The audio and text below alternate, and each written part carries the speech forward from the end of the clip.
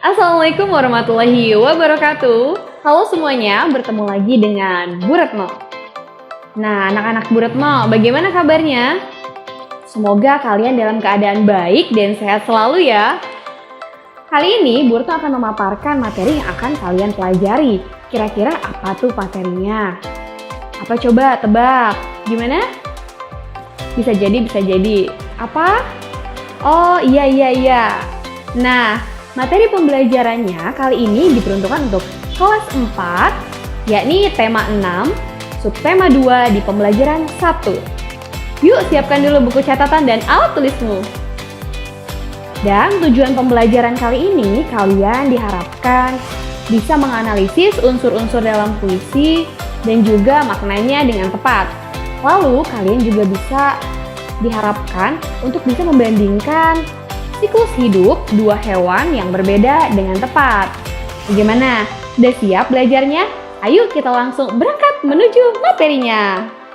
Materi kali ini Bu Retno mulai dari puisi. Apa itu puisi? Puisi adalah salah satu karya yang singkat, padat, dan menggunakan kata-kata yang indah juga penuh dengan makna. Bahasa dalam puisi tidak menggunakan makna yang sebenarnya, melainkan menggunakan bahasa kiasan atau makna kiasan atau konotasi. Nah, di puisi juga biasanya terdapat sajak atau rima yang sangat indah. Sajak atau rima merupakan persamaan bunyi di akhir kalimat. Ada pula yang namanya unsur-unsur puisi. Nah, unsur-unsur puisi itu ada 4. Yang pertama adalah tema. Apa itu tema? Tema merupakan suatu pokok persoalan yang akan disampaikan oleh penyair atau penulis puisi. Tema biasanya disajikan secara tersirat dalam kalimat-kalimat yang ada pada puisi. Unsur yang kedua adalah rasa. Rasa merupakan sikap penyair terhadap semua hal yang terkandung dalam puisinya. Unsur yang ketiga yakni amanat. Amanat merupakan pesan yang ingin disampaikan penulis atau penyair kepada para pembacanya melalui isi puisi. Dan makna yang keempat adalah nada. Nada merupakan sikap dari puisi yang dibuat oleh penyair yang akan disampaikan pada pembacanya. Nah, nada ini biasanya contohnya ada puisi yang bernada sedih, puisi yang semangat, puisi yang bahagia, atau puisi yang bernada senda gurau. Nah, anak-anak, bagaimana tentang materi puisinya? Sudah jelas bukan? Kalau sudah jelas, ini Bu Retno mau berikan satu contoh puisi yang kalian simak berikut ini.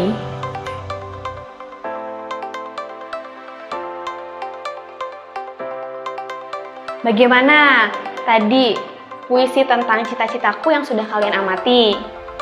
Nah, kira-kira apa makna dari puisi tersebut? Apa coba? Oh iya, benar. Nah, maknanya bahwa sang penyair akan belajar dengan sungguh-sungguh untuk menggapai cita-citanya sebagai dokter yang nantinya bisa membantu banyak orang. Betul sekali. Oh iya, dokter juga banyak ya jenisnya. Ada dokter umum, kemudian banyak dokter spesialis, dan juga ada dokter hewan. Berbicara tentang hewan, kalian pernah tidak mengamati lingkungan sekitar? Ada hewan apa saja di lingkungan sekitar kalian?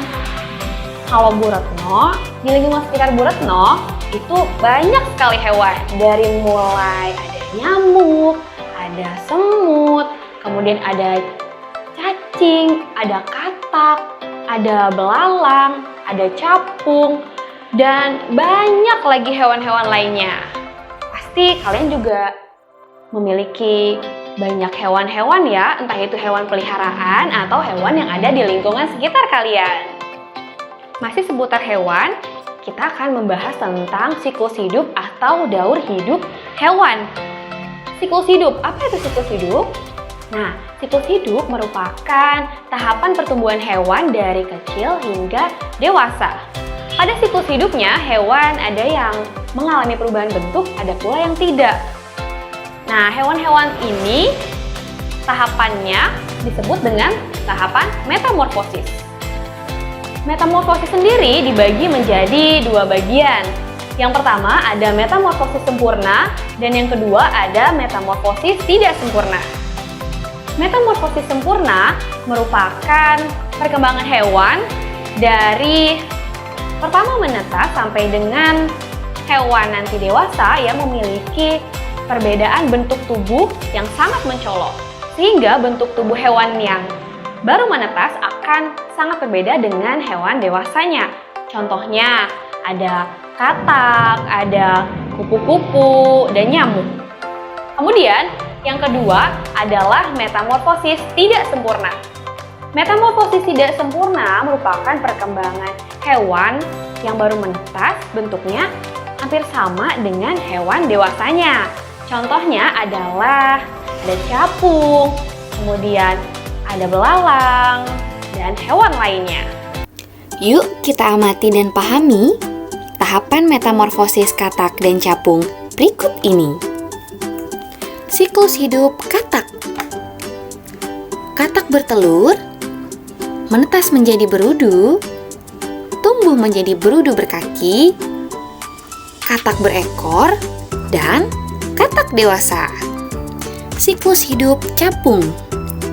Capung bertelur, menetas menjadi capung muda atau nimfa, tumbuh semakin menyerupai induk, dan capung dewasa atau imago.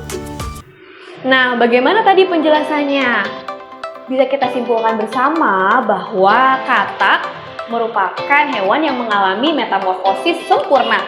Karena katak melewati fase telur, kemudian berudu, berudu berkaki, hingga katak dewasa. Dan capung mengalami tahapan metamorfosis yang tidak sempurna. Karena capung melewati tahapan telur, kemudian capung muda, dan capung dewasa. Anak-anak, hari ini kita telah mempelajari tentang unsur-unsur puisi, makna puisi, kemudian daur hidup atau siklus hidup, metamorfosis sempurna, metamorfosis tidak sempurna pada katak dan capung. Semoga pembelajaran kali ini dapat menambah wawasan kalian. Nah, Ibu akhiri untuk pembelajaran hari ini. Terima kasih atas perhatiannya. Sampai jumpa pada pembelajaran selanjutnya. Wassalamualaikum warahmatullahi wabarakatuh. Sampai bertemu di lain kesempatan.